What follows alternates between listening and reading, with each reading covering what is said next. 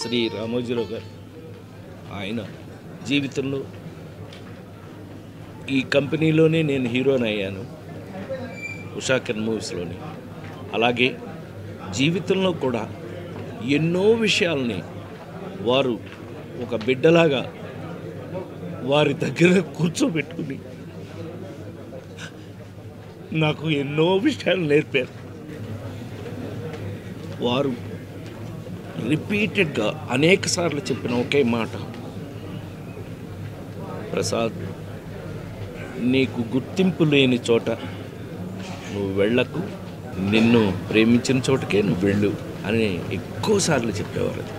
అయ్యా అలాగండి, తప్పకుండా.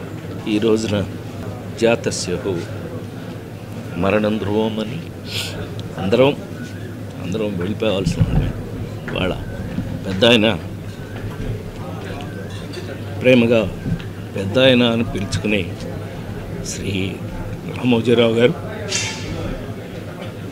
దైవ సన్నిధిలోకి వెళ్ళిన సందర్భంగా వారు నిజంగానే ఒక మాటని మాత్రం మనం గుర్తు చేసుకోవాలి.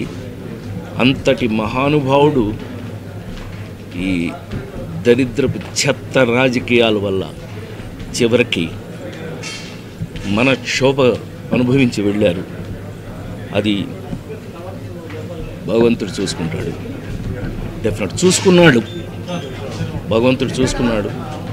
కానీ ఆయన గెలుపు, ఆ నిజ గెలుపుని ఆయన అనుభవించి ఆ సక్సెస్ని ఆయన చూసే వెళ్ళారు. ఆ విషయంలో చాలా చాలా సంతోషం. ఆయన అనుకున్నది సాధించి మరి వెళ్ళారు. వారి మనశ్శాంతి, వారి జీవితంలో వారు